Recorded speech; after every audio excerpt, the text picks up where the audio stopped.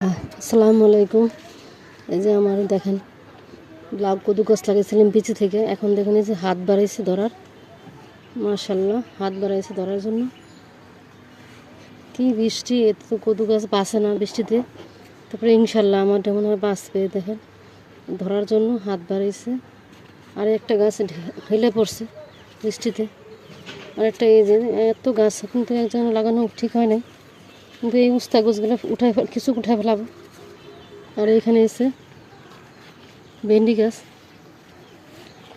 একটা, মাশাল্লাহ একটা খুব মোটা তাজা হেলদি অনেক সুন্দর একটা পুঁই শাক ড্রামে।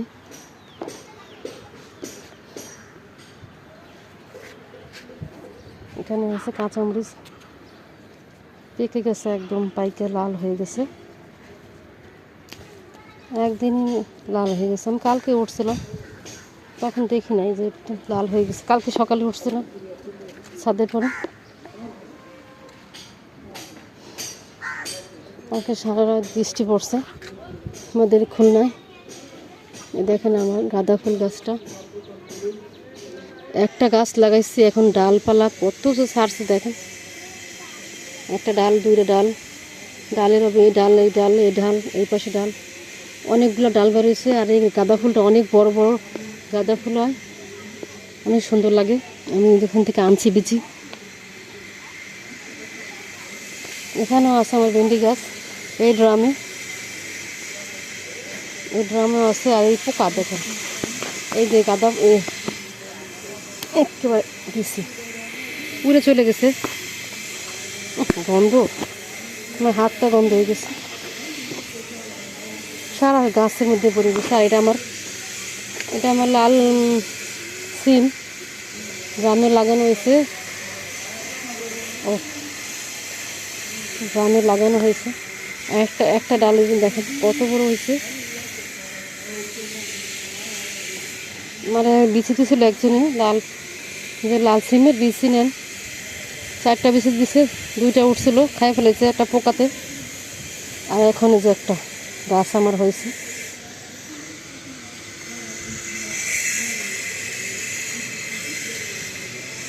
একটাতে আমি কতগুলো বীজ রাখতে পারবো, যদি সিম হয় তাহলে আমি বীজ রাখবো আবার সামনে লাগানোর জন্য।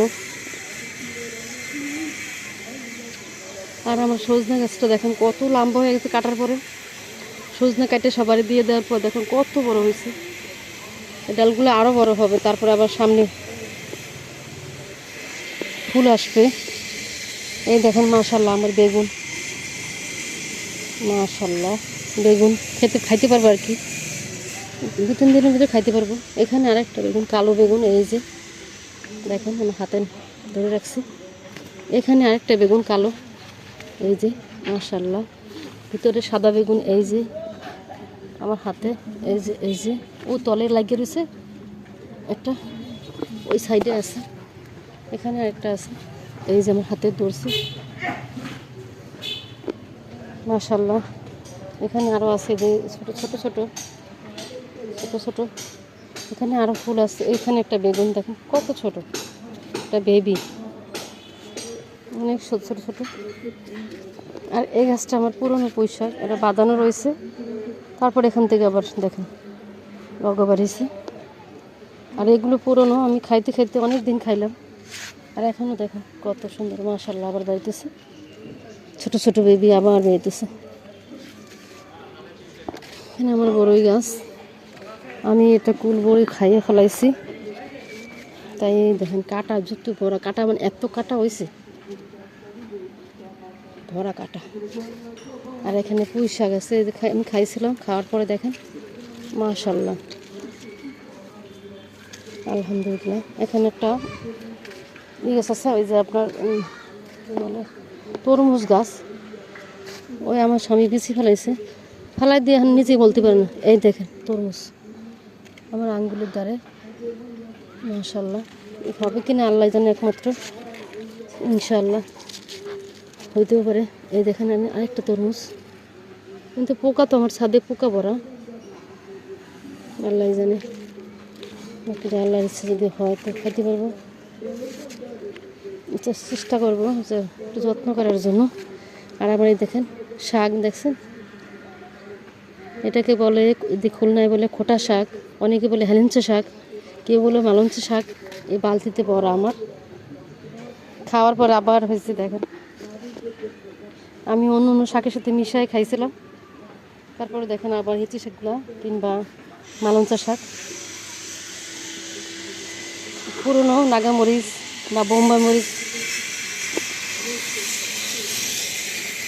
তাহলে আমার বেগুন কেমন হলো কমেন্টে জানাবেন। আমার বেগুন এই পুরনো গাছে বেগুন দেখেন কি সুন্দর হয়েছে, বৃষ্টি পড়ছে আর বৃষ্টিতেই গাছটা হয় ফল, আর বিচি লাগালে এই বর্ষাকালে বৃষ্টিকালে হয়।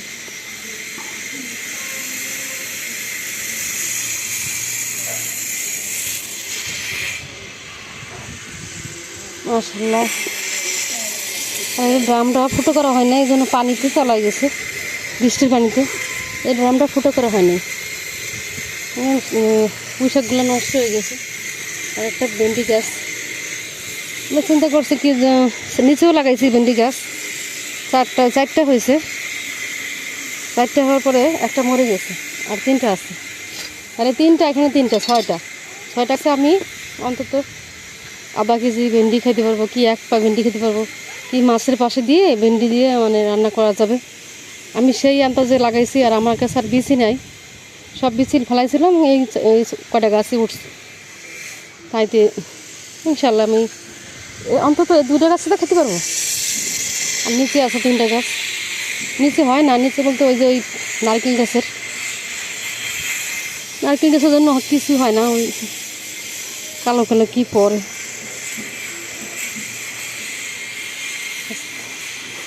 আসসালামু আলাইকুম, সবাই সুস্থ থাকবেন, ভালো থাকবেন, আল্লাহ হাফিজ।